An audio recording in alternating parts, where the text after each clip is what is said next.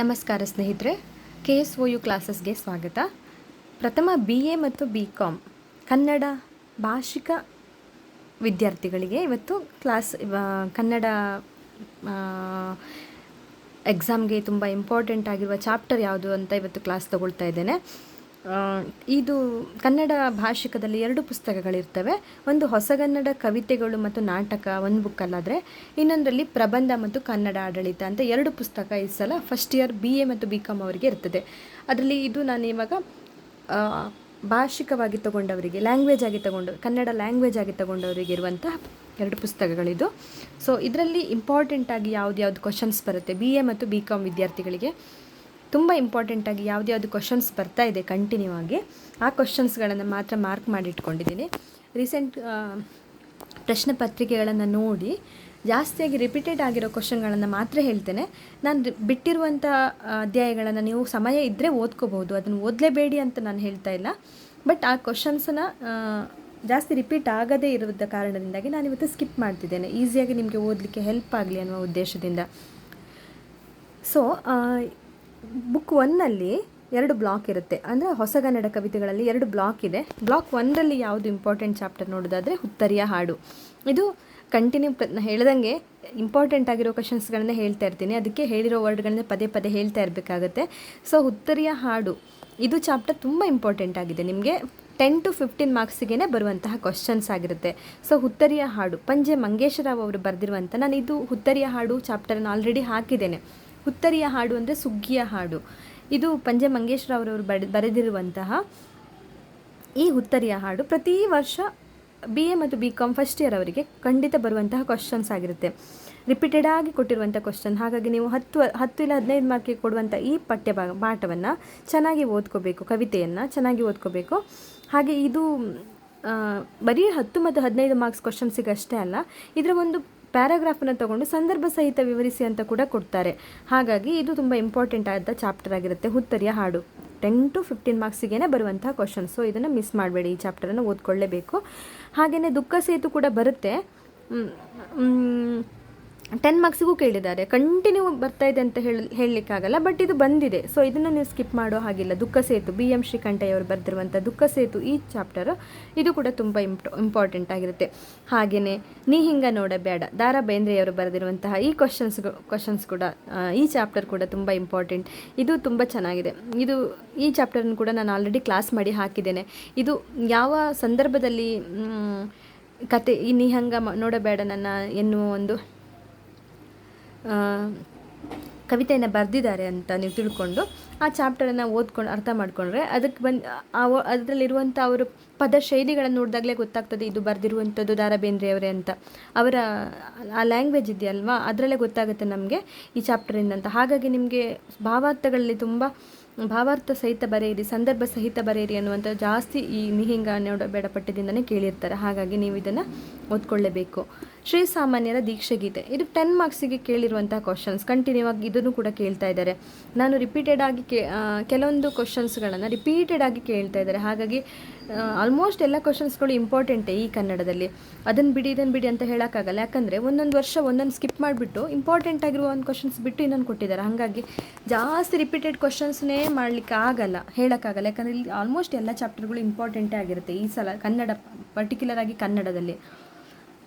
ಹಾಗೆಯೇ ಕಣಿವೆಯ ಮುದುಕ ಕಂಟಿನ್ಯೂಸ್ ಆಗಿ 5 ಮಾರ್ಕ್ಸಿಗೆ ಬಂದಿರುವಂಥ ಕ್ವಶನ್ಸ್ ಇದು. 5 ಅಂದರೆ ಸಂದರ್ಭ ಸಹಿತ ವಿವರಿಸಿ. ಅದು ಒಂದು ಚಾಪ್ಟರನ್ನು ತಗೊಂಡು ಆ ಪದ್ಯ ಆ್ಯಕ್ಚುಲಿ ಒಂದು ಚಾಪ್ಟರ್ ಅಲ್ಲ, ಒಂದು ಪ್ಯಾರಾಗ್ರಾಫನ್ನು ತಗೊಂಡು ಸಂದರ್ಭ ಸಹಿತ ವಿವರಿಸಿಗೆ 5 ಮಾರ್ಕ್ಸಿಗೆ ಬಂದಿರುವಂಥ ಕ್ವಶನ್ ಜಾಸ್ತಿ. ಹಾಗಾಗಿ ನೀವು ಕಣಿವೆಯ ಮುದುಕ ಕೂಡ ಓದಬೇಕು. ತುಂಗಭದ್ರೆ KS ನರಸಿಂಹಸ್ವಾಮಿ ಅವರು ಬರೆದಿರುವಂತಹ ತುಂಗಭದ್ರೆ ಎನ್ನುವ ಕವಿತೆ ಕೂಡ ತುಂಬ ಇಂಪಾರ್ಟೆಂಟ್ ಆಗಿರುತ್ತೆ. ಹಾಗೆ ವರ್ಧಮಾನ ಮತ್ತು ಬೆಕ್ಕು, ದಾಸಿಮಯ್ಯ ಮತ್ತು ಬೆಕ್ಕು ಇದು ಇಂಪಾರ್ಟೆಂಟ್ ಆಗಿರುತ್ತೆ. ನಿಮಗೆ ಸಮಯ ಇದ್ದರೆ ಓದ್ಕೋಬೋದು, ಇಲ್ಲಾಂದರೆ ನೀವು ಸ್ಕಿಪ್ ಮಾಡ್ಬೋದು. ಸಮಯ ಇಲ್ಲ ಅಂತಾದರೆ ನೀವು ಸ್ಕಿಪ್ ಮಾಡ್ಬೋದು. ಹಾಗೆಯೇ ಪುರುಷ ಸೂಕ್ತ, ಕಾಲ ನಿಲ್ಲುವುದಿಲ್ಲ, ಇದೆಲ್ಲನೂ ಇಂಪಾರ್ಟೆಂಟ್ ಆಗಿರುತ್ತೆ. ನಿಮಗೆ ಟೈಮ್ ಇದ್ದರೆ ಓದ್ಕೋಬೋದು. ಇನ್ನೊಂದು ತುಂಬ ಇಂಪಾರ್ಟೆಂಟ್ ಆದ ಚಾಪ್ಟರ್ ಹೇಳೋದಾದರೆ ಗಂಗಾಮಾಯಿ. ಇದಂತೂ ಸಿಕ್ಕಾಪಟ್ಟೆ ಸಲ ಕೇಳಿದ್ದಾರೆ. ಸೊ ನೀವು ಈ ಚಾಪ್ಟರ್ನ ಕೂಡ ಓದ್ಕೋಬೇಕು. 10 ಇಲ್ಲ 15 ಮಾರ್ಕ್ಸಿಗೆ ಗಂಗಾಮಾಯಿ ಬಗ್ಗೆ ಚಂದ್ರಶೇಖರ್ ಕಂಬಾರ ಅವರು ಬರೆದಿರುವಂಥ ಗಂಗಾಮಾಯಿ ತುಂಬ ಇಂಪಾರ್ಟೆಂಟ್ ಆದ ಚಾಪ್ಟರ್ ಆಗಿರುತ್ತೆ. ಸೊ ಇದನ್ನು ಕೂಡ ನೀವು ಓದ್ಕೋಬೇಕು. ಹಾಗೆಯೇ ನನ್ನ ಜನಗಳು ಡಾಕ್ಟರ್ ಸಿದ್ಧಲಿಂಗಯ್ಯ ಬರೆದಿರುವಂಥ ನನ್ನ ಜನಗಳು ಕೂಡ ತುಂಬ ಇಂಪಾರ್ಟೆಂಟ್ ಆಗಿದೆ. ಮತ್ತು ಸಮಯ ಇದ್ದರೆ ನೀವು ರಂಗೋಲಿ ಹುಡುಗ ಮತ್ತು ರಾಣಿ ತಿಮ್ಮಿಯ ಸಿಂಹಾಸನನ ಕತೆ, ಅವೆರಡು ಕತೆನೂ ಸ್ವಲ್ಪ ಓದ್ಕೋಬೋದು, ತುಂಬ ಚೆನ್ನಾಗಿದೆ. ನಿಮಗೆ ಕನ್ನಡ ತುಂಬ ಏನು ಕಷ್ಟ ಅನಿಸಲ್ಲ. ಈ ಕತೆನ ನೀವು ಅರ್ಥ ಮಾಡಿಕೊಂಡ್ರೆ ನಿಮ್ಮದೇ ವಾಕ್ಯದಲ್ಲಿ ಅದರ ಬಗ್ಗೆ ಬಂದಾಗ ನೀವು ಬರಿಬಹುದು, ಅಷ್ಟೇನು ಕಷ್ಟ ಆಗಲ್ಲ.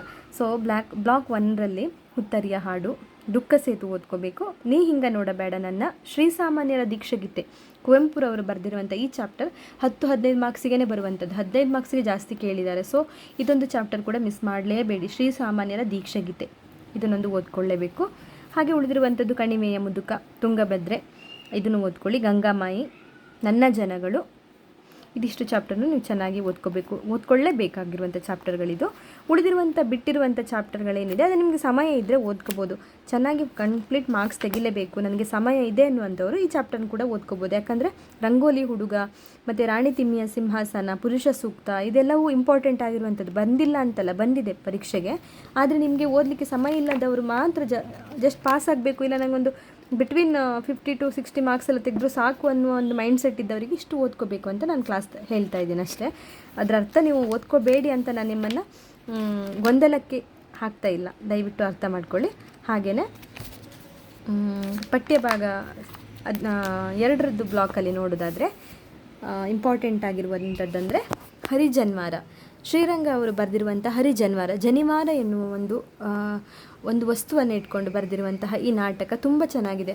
ಒಬ್ಬ ಬ್ರಾಹ್ಮಣರ ಒಂದು ಜೀವನ ಶೈಲಿಗಳ ಕುರಿತಾದ ಈ ಒಂದು ನಾಟಕ ತುಂಬ ಇಂಪಾರ್ಟೆಂಟ್ ಆಗಿದೆ. ಮತ್ತು ಹರಿಜನ್ವಾರದ ಬಗ್ಗೆ 10 to 15 ಮಾರ್ಕ್ಸಿಗೆ ಕ್ವಶನ್ಸ್ ಬಂದಿದೆ ಕಂಟಿನ್ಯೂ. ಇದು ತುಂಬ ಇಂಪಾರ್ಟೆಂಟ್ ಆಗಿರುವಂಥದ್ದು. ಬ್ಲಾಕ್ 2ಅಲ್ಲಿ ಕೆಲವೊಂದಕ್ಕೆ ನಾನಿಲ್ಲಿ ಇಂಪಾರ್ಟೆಂಟ್ ಹಾಕಿಲ್ಲ, ಬಟ್ ನನಗೆ ಗೊತ್ತದು ತುಂಬ ಇಂಪಾರ್ಟೆಂಟ್ ಆಗಿದೆ ಅಂತ. ನನಗೆ ಕಂಟಿನ್ಯೂ ಬರೆಯುವಾಗ ನನ್ನ ಎಕ್ಸಾಮಲ್ಲೂ ಬಂದಿದೆ. ನಾನು ಮತ್ತೆ ರಿಪೀಟೆಡ್ ಈಗಿನ ಬರ್ತಾ ಇರುವವರಿಗೆ ಕೂಡ ನೋಡ್ತಾ ಇದ್ದೇನೆ ಕ್ವಶನ್ ಪೇಪರ್ನ, ಅವರಿಗೂ ಕಂಟಿನ್ಯೂ ಬರ್ತಾ ಇರೋದ್ರಿಂದ ಇದೊಂದು ಚಾಪ್ಟರ್ ನೀವು ಓದ್ಕೋಬೇಕು ಬ್ಲಾಕ್ 2ಅಲ್ಲಿ.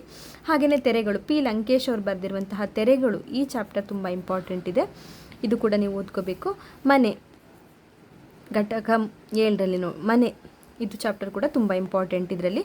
ಹಾಗೆಯೇ ಇನ್ನೊಂದು ತುಂಬ ಇಂಪಾರ್ಟೆಂಟ್ ಆಗಿರೋದು 10 to 15 ಮಾರ್ಕ್ಸಿಗೆ ಬಂದೇ ಬರುವಂಥ ಕ್ವಶನ್ ಬ್ಲಾಕ್ 2ಅಲ್ಲಿ ಅಂದರೆ ಟಿಂಗರ ಬುಡ್ಡಣ್ಣ. ಇದು ಕೂಡ ಒಂದು ತುಂಬ ಸುಂದರವಾದ ತುಂಬ ಇಂಟ್ರೆಸ್ಟಿಂಗ್ ಆಗಿರುವಂತಹ ಒಂದು ನಾಟಕ ಆಗಿದೆ. ಟಿಂಗರ ಬುಡ್ಡಣ್ಣನ ಈ ನಾಟಕವನ್ನು ನೀವು ಓದಿದರೆ ನಿಮಗೆ ತುಂಬ ಇಷ್ಟ ಆಗ್ತದೆ, ನಿಮಗೆ ಬೇಗ ನೀವು ಅದನ್ನ ಅರ್ಥ ಮಾಡ್ಕೊಳ್ಬೋದು. ಮತ್ತು ಇದನ್ನು ಖಂಡಿತ ನೀವು ಓದ್ಕೊಂಡ್ರೆ ನಿಮಗೆ ಮಾರ್ಕ್ಸ್ ಅಂತೂ ಖಂಡಿತ ಬಂದೇ ಬರ್ತದೆ. ನೀವು ಇದನ್ನು ಮಿಸ್ ಮಾಡಲೇಬೇಡಿ ಈ ಚಾಪ್ಟರನ್ನು, ಟಿಂಗರ ಬುಡ್ಡಣ್ಣ ಬ್ಲಾಕ್ 2ಅಲ್ಲಿ ಈ ಚಾಪ್ಟರ್, ಮತ್ತು ಹರಿಜನ್ವಾರ ಇದೆಲ್ಲ ಚಾಪ್ಟರ್. ಮನೆ ಕೂಡ ತುಂಬ ಇಂಪಾರ್ಟೆಂಟ್ ಆಗಿದೆ. ಇದಿಷ್ಟು ಚಾಪ್ಟರ್ನ ಬ್ಲಾಕ್ 2ಅಲ್ಲಿ ಓದ್ಕೊಂಡ್ರೆ ಚೆನ್ನಾಗಿ ಮಾರ್ಕ್ಸ್ ತೆಗಿಬೋದು ಸ್ನೇಹಿತರೆ. ಹಾಗೆ ಬ್ಲಾಕ್ 1-2 ನೋಡಿ ಆಯಿತು. ಹಾಗೆ ಪ್ರಬಂಧ ಮತ್ತು ಆಡಳಿತ ಪಠ್ಯಭಾಗದಲ್ಲಿ ಬ್ಲಾಕ್ 3ಅನ್ನು ನೋಡೋದಾದರೆ ಮೈಸೂರು ರುಮಾಲು, ಆಲ್ರೆಡಿ ನಾನು ಇದು ಕ್ಲಾಸ್ ಹಾಕಿದ್ದೇನೆ ನನ್ನದೇ ಚಾನಲಲ್ಲಿ, ಈ ಕ್ಲಾಸನ್ನು ನೀವು ಒಂದ್ಸಲ ನೋಡ್ಕೋಬೋದು.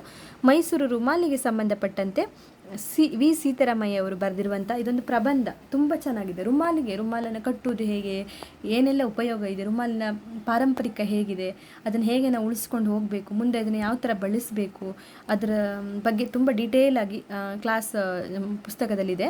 ನಿಮ್ಗೆ ಅದು ಓದೋಕ್ಕೆ ತುಂಬ ಕಷ್ಟ ಆದರೆ ತುಂಬ ಇದೆ ಚಾಪ್ಟರ್, ನಾನು ಡೀಟೇಲ್ ಆಗಿ ಸ್ವಲ್ಪ ವಿವರಣೆ ಕೊಟ್ಟು ನಾನೊಂದು ಕ್ಲಾಸ್ ಮಾಡಿದ್ದೇನೆ, ಅದನ್ನು ಕೂಡ ನೀವು ನೋಡಿಕೊಂಡು ಬರಿಬಹುದು ಎಕ್ಸಾಮ್ಗೆ. ಹಾಗಾಗಿ ಮೈಸೂರು ರುಮಾಲ್ ಕೂಡ 10 to 15ಗೆ ಬಂದೇ ಬರುವಂಥ ಕ್ವಶನ್ಸ್.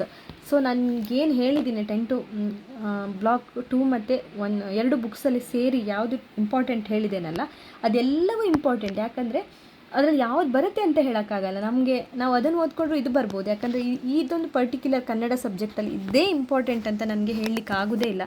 ಯಾಕಂದರೆ ಪ್ರತಿ ವರ್ಷವೂ ಅವರು ಒಂದು ಸಲ ಅದು ಕೇಳಿರ್ತಾರೆ, ಒಂದು ಸಲ ಇದು ಕೇಳಿರ್ತಾರೆ. ಹಾಗಾಗಿ ಇದೆಲ್ಲನೂ ಇಂಪಾರ್ಟೆಂಟ್ ಆಗಿರುತ್ತೆ.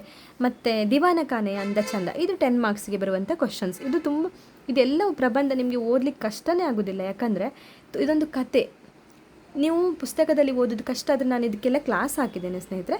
ಇದು ಕ್ಲಾಸನ್ನು ನೀವು ನೋಡಿಕೊಂಡ್ರೆ ಕೇಳಿಕೊಂಡ್ರೆ ನಿಮಗೆ ಅದು ಕತೆ ಏನು ಅಂತ ಅರ್ಥ ಆಗ್ತದೆ. ಹಾಗೆ ಅದು ಕ್ವಶನ್ಸ್ ಕೇಳಿದಾಗ ನಿಮ್ಗೇನು ಕತೆ ಗೊತ್ತಿದೆ ಅದ್ರ ಬಗ್ಗೆ ಅದನ್ನು ನೀವು ನಿಮ್ಮದೇ ವಾಕ್ಯದಲ್ಲಿ ಎಕ್ಸ್ಪ್ಲೇನ್ ಮಾಡ್ತಾ ಹೋಗ್ಬೋದು. ಕನ್ನಡದಲ್ಲಿ ಪಾಸ್ ಆಗಲಿಕ್ಕೆ ತುಂಬ ಈಸಿ. ನಾವು ಪರ್ಟಿಕ್ಯುಲರ್ಲಿ ಕನ್ನಡ ಮಾಧ್ಯಮದವರಿಗೆ ಕನ್ನಡ ಕಷ್ಟನೇ ಅಲ್ಲ ನಮಗೆ ಬರೀಲಿಕ್ಕೆ. ಸೊ ನಾನು ಇದನ್ನು ಕ್ಲಾಸನ್ನು ಮಾಡಿ ಹಾಕಿರೋದನ್ನ ನಿಮಗೆ ಫ್ರೀ ಟೈಮಲ್ಲಿ ನೀವು ಕೇಳಿಕೊಂಡು ಇದ್ರ ಬಗ್ಗೆ ಬರೀತಾ ಹೋಗ್ಬೋದು. ಎಕ್ಸಾಮಲ್ಲಿ ನಿಮಗೆ ಮಾರ್ಕ್ಸ್ ತೆಗಿಲಿಕ್ಕೆ ಈಸಿ ಆಗ್ತದೆ. ಹಾಗೆ ಬ್ಲಾಕ್ 2ಅಲ್ಲಿ ಇಂಪಾರ್ಟೆಂಟ್ ಅಂದರೆ ಮೈಸೂರು ರುಮಾಲು ಮತ್ತು ದಿವಾನ ಖಾನೆ ಅಂದ ಚಂದ ತುಂಬ ಇಂಪಾರ್ಟೆಂಟ್ ಆಗಿರುವಂಥ ಈ ಕ್ವಶನ್ಸ್. ಆಮೇಲೆ ನಿದ್ರಾಭ್ಯಾಸ ಇದು ಇಂಪಾರ್ಟೆಂಟ್ ಇದೆ, ವಿರಾಟ ಪರ್ವದ ಸ್ವಾರಸ್ಯ. ನಾನಿದು 2 ವರ್ಷ ನನ್ನ ಎಕ್ಸಾಮಲ್ಲಿ ನಾನು ಈ ಚಾಪ್ಟರ್ನ ಪರ್ಟಿಕ್ಯುಲರ್ಲಿ ಸ್ಕಿಪ್ ಮಾಡಿದೆ. ನನಗೆ ಓದಲಿಕ್ಕೆ ಸಮಯ ಇಲ್ಲದೇ ಇರೋದ್ರಿಂದ ನಾನು ಸ್ಕಿಪ್ ಮಾಡಿದ್ದೇನೆ. ಇದು ಇಂಪಾರ್ಟೆಂಟ್ ಇದೆ ಚಾಪ್ಟರ್, ನಿಮಗೆ ಸಮಯ ಇದ್ದರೆ ನೀವು ಈ ಚಾಪ್ಟರನ್ನು ಓದ್ಕೋಬೋದು. ಹಾಗೆಯೇ ರುಚಿ, ಸುನಂದ ಬೆಳಗಾಂವ್ಕರ್ ಅವರು ಬರೆದಿರುವಂತಹ ರುಚಿ ಪ್ರಬಂಧ ಕೂಡ ಇದು 10 ಮಾರ್ಕ್ಸ್ ಅಂದರೆ 20 ಮಾರ್ಕ್ಸ್ಗೆ ಬರುವಂಥ 15 ಮಾರ್ಕ್ಸ್ಗೆ ಬರುವಂಥ ಇಂಪಾರ್ಟೆಂಟ್ ಕ್ವಶನ್ಸ್ ರುಚಿ. ಇದರಲ್ಲಿ ಮೈಸೂರು ರುಮಾಲು, ದಿವಾನ ಖಾನೆ, ಅಂದ ಚಂದ, ರುಚಿ ಕಂಟಿನ್ಯೂಸ್ಲಿ ಬರ್ತಾನೇ ಇರುವಂತಹ ಒಂದು ಚಾಪ್ಟರ್ ಅಂದರೆ ಈ ಕ್ವಶನ್ಸ್. ಅಂದರೆ ಈ ಪರ್ಟಿಕ್ಯುಲರ್ ಬ್ಲಾಕ್ 3 ನಾನು ಇದೇ ಇಷ್ಟು ಓದ್ಕೊಳ್ಳಿ ನೀವು ಸಾಕು ಅಂತ ಹೇಳೋದಾದರೆ ಮೈಸೂರಿನ ರುಮಾಲು, ಹಾಗೆ ದಿವಾನ ಖಾನೆ, ಅಂದ ಚಂದ ಮತ್ತು ರುಚಿ ಪ್ರಬಂಧ. ನಿಮಗೆ ಟೈಮ್ ಇದ್ದರೆ ನೀವು ನಮ್ಮ ಮನೆಯ ದೀಪ ಇದು ಕೂಡ ಓದ್ಕೋಬಹುದು. ಇದೆಲ್ಲನೂ ನೀವು ಓದ್ಕೊಳ್ಳಿ, ನಿಮಗೆ ಸಮಯ ಇದ್ದರೆ ಮಿಸ್ ಮಾಡಬೇಡಿ. ಆದರೆ ನಿಮಗೆ ಸಮಯ ಇಲ್ಲ ಅನ್ನೋದಾದರೆ ಇದಿಷ್ಟು ಮಾತ್ರ ನೀವು ಓದ್ಕೊಂಡ್ರೆ ನೀವು ಖಂಡಿತ ಪಾಸಾಗಿ ಆಗೇ ಆಗ್ತೀರಾ, 100% ಪಾಸ್ ಆಗ್ತೀರಾ ಇಷ್ಟು ಓದ್ಕೊಂಡ್ರೆ. ಇನ್ನು ಬ್ಲಾಕ್ 4 ಕೊನೆಯ ಒಂದು ಬ್ಲಾಕನ್ನು ನೋಡೋದಾದರೆ ಇದರಲ್ಲಿ ಖಂಡಿತ 10 ಮಾರ್ಕ್ಸಿಗೆ ಎಲ್ಲ 10 ಇಲ್ಲಾಂದರೆ 15 ಮಾರ್ಕ್ಸಿಗೆ ಖಂಡಿತ ಒಂದು ಬರ್ತದೆ ಒಂದು ಚಾಪ್ಟರ್. ಅಂದರೆ ಅದು ಪತ್ರಗಳನ್ನು ಬರೆಯಿರಿ ಅಥವಾ ಅರ್ಜಿ ನಮೂನೆಯನ್ನು ಬರೆಯಿರಿ ಅಂತ ಬರೋದು. ನಮಗೆ ಮೊದಲಿಂದ ನಾವು ಪ್ರಾಥಮಿಕ ಹಂತದಿಂದ ನಾವು ಪದವಿ ತನಕ ಓದುವಾಗಲೂ ಕೂಡ ನಮಗೆ ಗ್ರಾಮರಲ್ಲಿ ಮೇಯ್ನಾಗಿ ಬರೋದು ಪತ್ರವನ್ನು ಬರೆಯೋದು ಯಾವ ಥರ ಅಂತ ಅದೇ ಇರೋದು. ಈಗ ನಾವು ಯಾರ್ಯಾರಿಗೆ ಬರಿಬೇಕು, ಯಾವ ಥರ ಪತ್ರಗಳನ್ನು ಬರಿಬೇಕು ಅನ್ನೋದು ಈ ಬುಕ್ಕಲ್ಲಿ ಕರೆಕ್ಟಾಗಿ ಈಗಿನ ಕಾಲಕ್ಕೆ ಯಾವ ಥರ ಬರಿಬೇಕು ಅನ್ನೋದ್ರ ಬಗ್ಗೆ ಕ್ಲಾಸ್ ಇದೆ.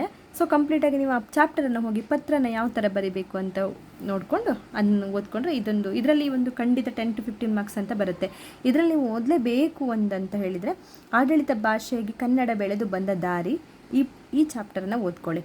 ಇದು ತುಂಬ ಇಂಪಾರ್ಟೆಂಟ್ ಇದೆ. 10 to 15 ಮಾರ್ಕ್ಸಿಗೂ ಕೂಡ ಕೇಳುವಂಥ 10 ಇಲ್ಲ 15 ಮಾರ್ಕ್ಸಿಗೆ ಖಂಡಿತ ಕೇಳ್ತಾರೆ. ಇದು ಒಂದು ಸ್ವಲ್ಪ ಇಂಪಾರ್ಟೆಂಟ್, ಮಿಸ್ ಮಾಡಬಾರ್ದು. ಹಾಗೆಯೇ ಕಂಪ್ಯೂಟರ್ ಮತ್ತು ಕನ್ನಡ ಲೋಕ ನಿಮಗೆ ಟೈಮ್ ಇಲ್ಲ ಅಂದರೆ ನೀವು ಬಿಟ್ಬಿಡ್ಬಹುದು. ಯಾಕಂದರೆ ಎಲ್ಲ ಸಲನೂ ಕೇಳಿದ್ದಾರೆ ಅನ್ನೋಂಥ ಕ್ವಶನ್ಸ್ ಎಲ್ಲ ಇಂಪಾರ್ಟೆಂಟ್ ಇದೆ. ಬಟ್ ಪ್ರತಿ ವರ್ಷವೂ ಕೇಳಿದ್ದಾರೆ ಅಥವಾ ರಿಪೀಟೆಡ್ ಆಗಿ ತುಂಬ ಸಲ ಬಂದಿದೆ ಅನ್ನುವಂಥ ಕ್ವಶನ್ಸ್ ಯಾವುದು ಇದರಲ್ಲಿ ಇಷ್ಟು ವರ್ಷ ಬಂದಿಲ್ಲ. ಆ ಕಾರಣದಿಂದಾಗಿ ನಿಮಗೆ ಟೈಮ್ ಇಲ್ಲ ಅಂದರೆ ನೀವು ಇದು ಸ್ಕಿಪ್ ಮಾಡಬಹುದು.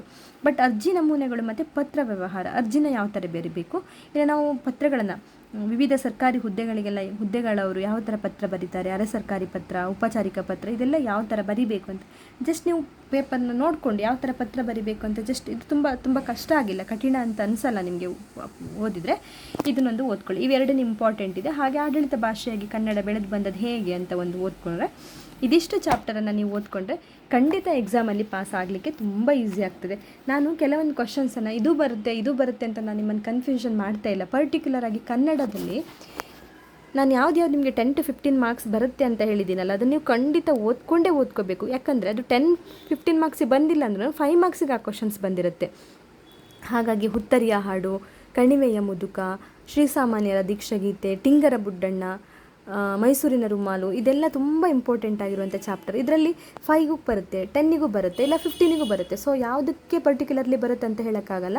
ನಿಮ್ಗೆ ಅದು ಯಾವ ಮಾರ್ಕ್ಸಿಗೆ ಕೊಟ್ಟಿದ್ದಾರೆ ಅಂತ ನೋಡಿಕೊಂಡು ಅದಕ್ಕೆ ಎಷ್ಟು ಬೇಕು ಅಷ್ಟನ್ನು ಬರೆದ್ರೆ ತುಂಬ ಈಸಿಯಾಗಿ ನೀವು ಕನ್ನಡ ಪಾಸ್ ಆಗ್ಬೋದು. ನಾನು ಎಷ್ಟು ಚಾಪ್ಟರ್ ಹೇಳಿದ್ದೀನಿ ಅಷ್ಟೇ ಚಾಪ್ಟರನ್ನು ಓದಿ. ನಾನು ಯಾವುದು ಸ್ಕಿಪ್ ಮಾಡಿ ಅಂತ ಹೇಳಿದ್ದೇನೆ, ಬೇಕಾದರೆ ನೀವು ಅದು ಸ್ಕಿಪ್ ಮಾಡಿಬಿಡಿ, ನೀವು ಓದೋದು ಬೇಡ. ಖಂಡಿತ ನೀವು ಪಾಸ್ ಆಗಲಿಕ್ಕಂತೂ ಇಷ್ಟು ಚಾಪ್ಟರ್ ಓದ್ಕೊಂಡ್ರೆ ಸಾಕು ಅಂತ ಹೇಳ್ತೇನೆ ಸ್ನೇಹಿತರೆ.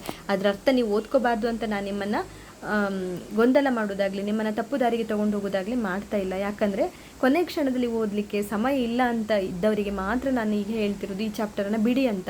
ನಿಮಗೆ ಸಮಯ ಇದೆ ಮತ್ತು ನಿಮಗೆ ಈ ಚಾಪ್ಟರ್ ತುಂಬ ಈಸಿ ಇದೆ ಅಂತ ಇದ್ದವರು ಖಂಡಿತ ನೀವು ಅದನ್ನು ಓದ್ಕೊಳ್ಳಿ, ನಿಮಗೆ ಒಳ್ಳೆ ಅಂಕ ಬರಲಿಕ್ಕೆ ತುಂಬ ಸಹಾಯ ಆಗುತ್ತೆ ಅದರಿಂದ ಅಂತ ಹೇಳ್ತಾ ನಾನು ಈ ಕ್ಲಾಸನ್ನು ಮುಗಿಸ್ತಾ ಇದ್ದೇನೆ.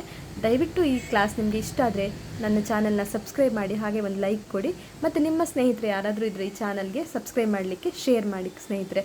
ಹಾಗೂ ನನ್ನದು ಕ್ಲಾಸ್ ಏನಾದರೂ ನಿಮಗೆ ಸ್ಪೀಡ್ ಆಗೋದಾಗಲಿ ಅಥವಾ ನನ್ನ ಪದ ಬಳಕೆ ನಿಮಗೆ ತುಂಬ ಕಷ್ಟ ಆಗೋದಾಗಲಿ, ನನ್ನಲ್ಲಿ ಏನಾದರೂ ಕುಂದು ಕೊರತೆಗಳಲ್ಲಿ ಈ ಚಾನಲಲ್ಲಿದ್ದಲ್ಲಿ ಖಂಡಿತ ನನಗೆ ಒಂದು ಕಮೆಂಟ್ ಹಾಕಿ ನಾನು ಅದನ್ನು ಚೇಂಜ್ ಮಾಡ್ಕೊಂಡು ಹೋಗ್ಬೋದು. ನೀವು ಹೇಳಿದಾಗಲೇ ನನಗೆ ಗೊತ್ತಾಗ್ತದೆ ನನ್ನ ಕ್ಲಾಸಲ್ಲಿ ಏನು ತಪ್ಪಿದೆ ಅಂತ.